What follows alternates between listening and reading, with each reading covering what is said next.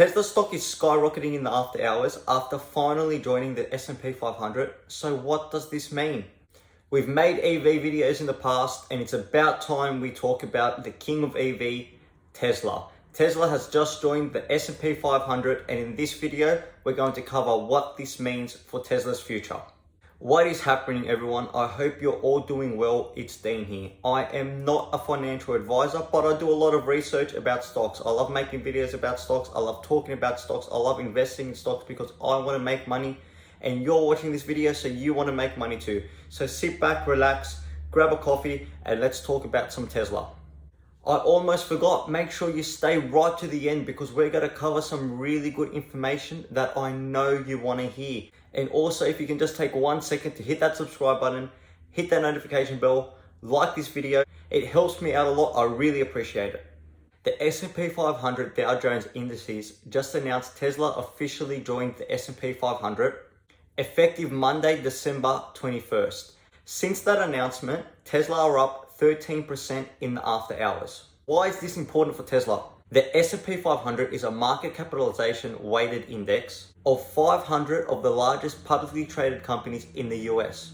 To be eligible to join in the S&P 500 index, a company needs to do a few things. The first is they need to be based in the United States. They must have a market capitalization of at least $8.2 billion, be highly liquid, and have at least 50% of its shares available to the public. Its most recent earnings and the sum of its trailing 4-quarter consecutive earnings need to be positive as well. Tesla, which is now valued at more than Toyota, Disney, and Coca-Cola, has a market cap of $387 billion. There are over 11.2 trillion assets benchmarked to the S&P 500. This is so good for Tesla investors because now all the passive investors, which is the majority of investors, so all the passive investors that are putting money in their S&P 500, or they're just investing through their retirement accounts, are now putting the money towards Tesla. This will be an inflow of cash flow for Tesla, and not just short term, forever. As long as they're there, as long as people keep investing in the S&P 500, and as long as retirement funds keep investing in S&P 500, this money will go towards Tesla consistently, year over year, day over day, week over week, however you want to look at it. Tesla shares are always going to be purchased indefinitely. Tesla joining the S&P 500 tied in with the fact that Tesla's third quarterly results showed them delivering a record-breaking nearly 140,000 cars, as well as the fact they're on track to hit their target of 500,000 cars before the end of the year, is a massive catalyst for Tesla stock, and we could see big things coming really soon. If you remember back in September, Tesla was meant to be joining the S&P 500. However, they didn't get selected. Although there was no confirmation as to why this is, analysts have said it could be because Tesla heavily rely on regulatory credits to raise their bottom line. Also, Tesla is now no longer seen as a high-risk company because they've joined the S&P 500. They're seen as a much more safer investment, although fundamentally, nothing has changed for the company. Will this push Tesla to 500 a share?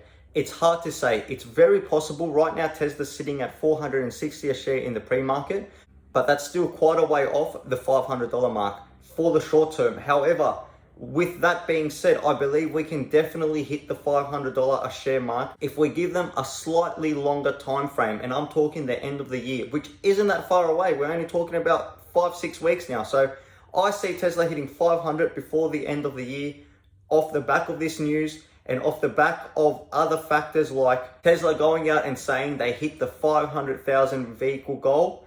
And even other things like a possible stimulus check news or vaccine news will also help us get there.